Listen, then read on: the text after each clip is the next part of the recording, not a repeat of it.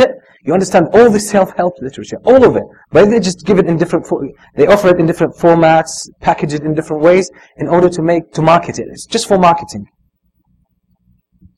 It is belief generates passion or motivation, and that gives action. That's it. This is why all of them tell you, entertain a good vision about yourself, you rehearse, mentally what you want to be, and keep that on your mind repeatedly, and they give you different sorts of exercises, different sorts of activities to that effect. And ultimately they say, you will get there. And this is what they call mental rehearsal. This is the basic premise of the law of attraction. They say if you keep thinking of something, it will come to you. It doesn't come to you.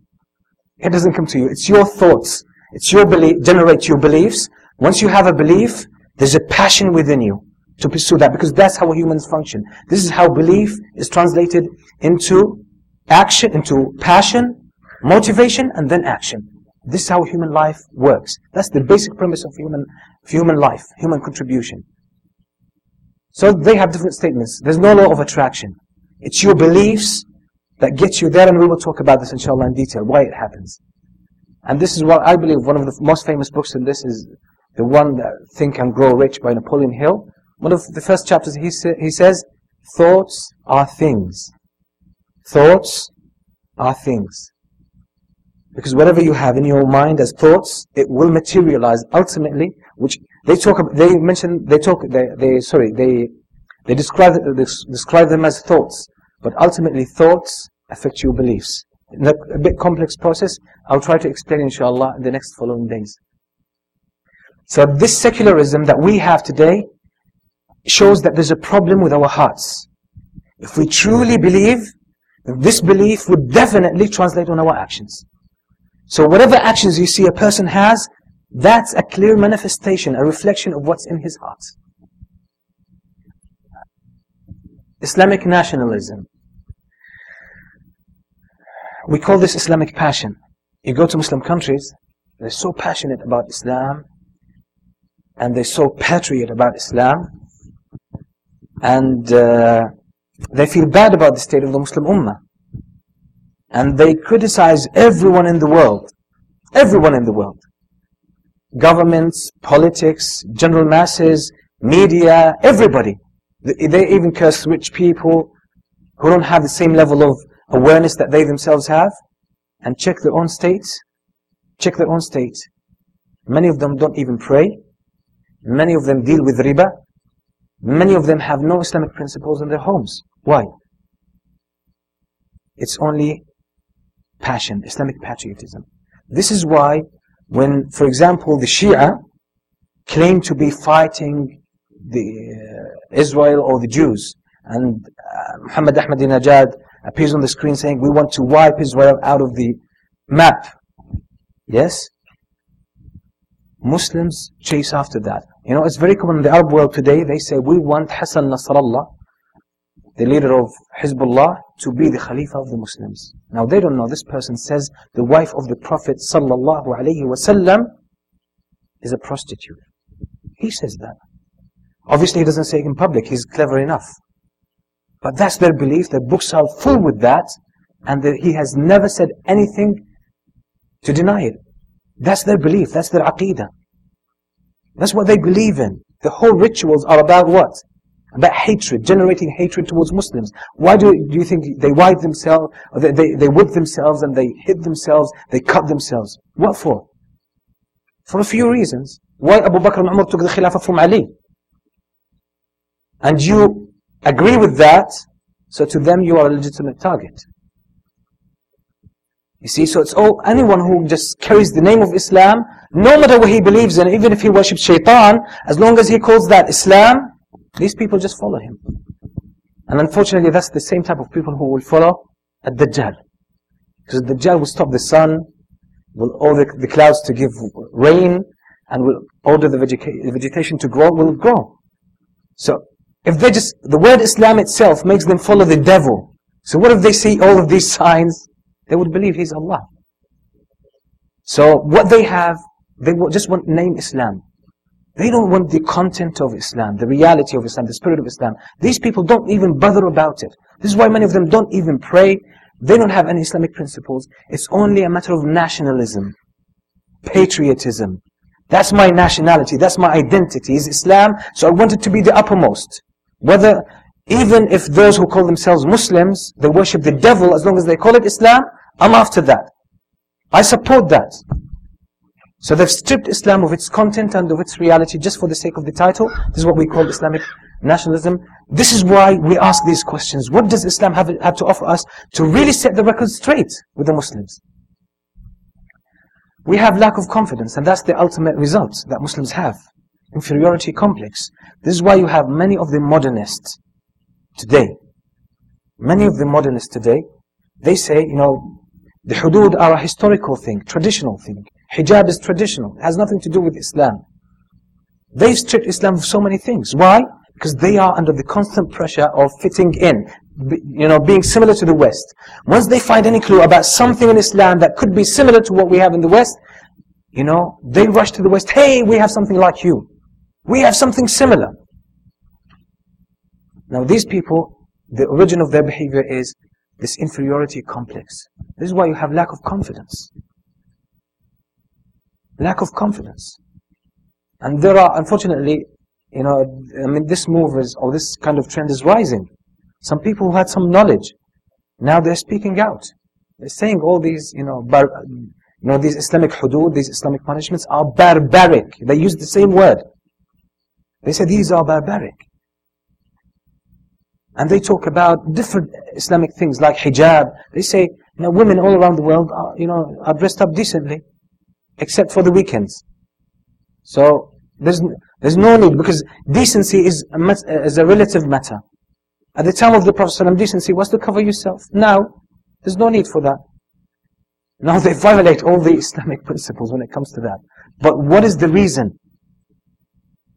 It's that weakness that they feel as a result of what is happening to the Muslim Ummah. Okay, what are the available proposed solutions by Muslims? Now Muslims have reacted to that with different ways. Some of them were political, some of them were social, some of them were intellectual and philosophical. But I'll just mention these to serve our purposes.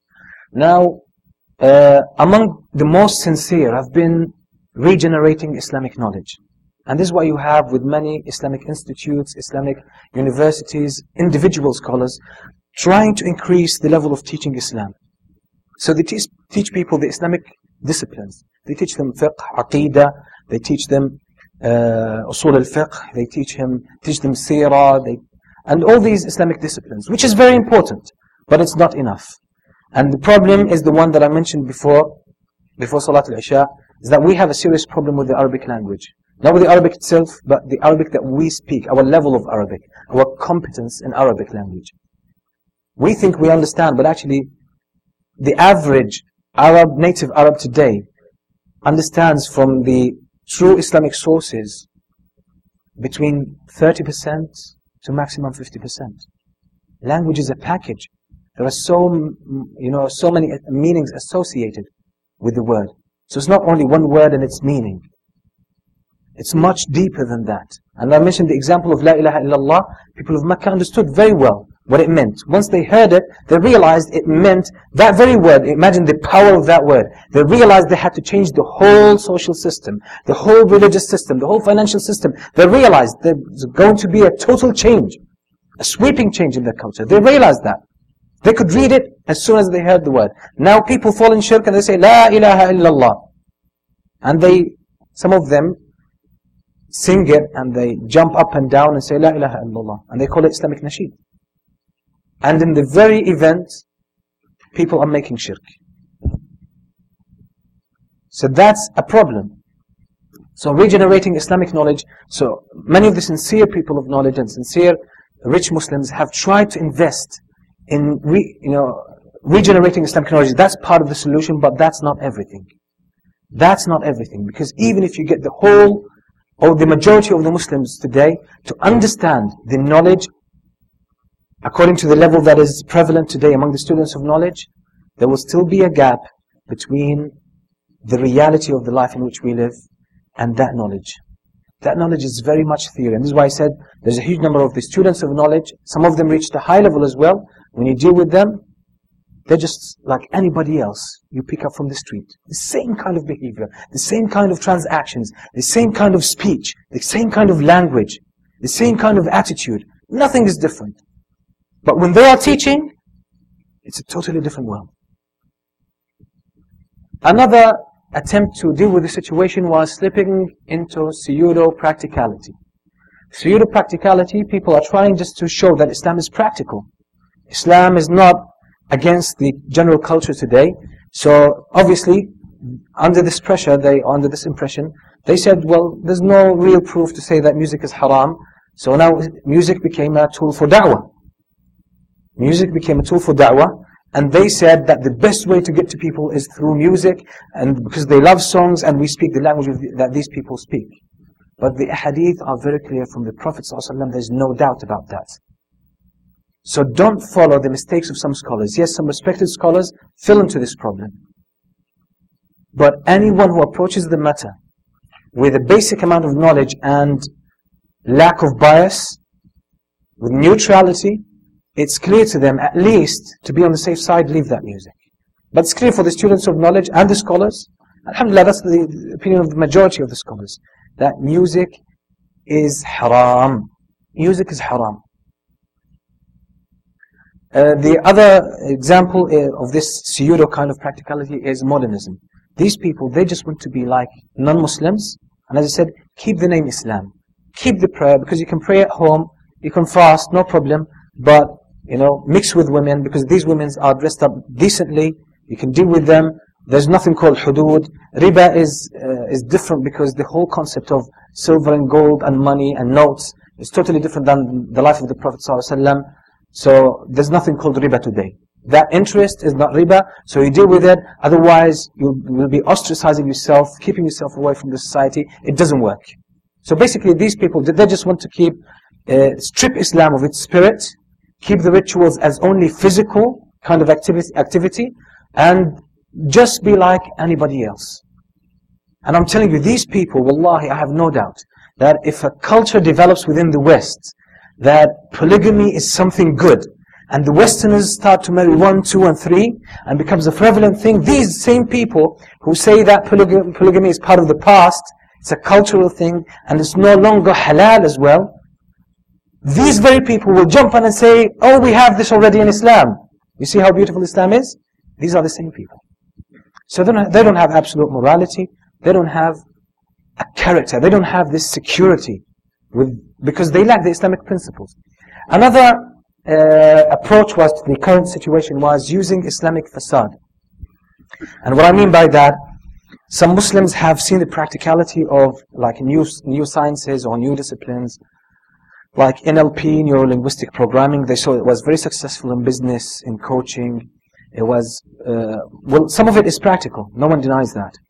But what could be criticized about these people, now if a person learns any of these practical disciplines, and they can use them and benefit from them, there's no harm with that. But the problem is with some Muslims, and that's very prevalent in the Arab world today. They bring one principle from NLP, and they say, that's Islam. They take some hadith, sprinkle some hadith on it here and there, and the hadith is out of place.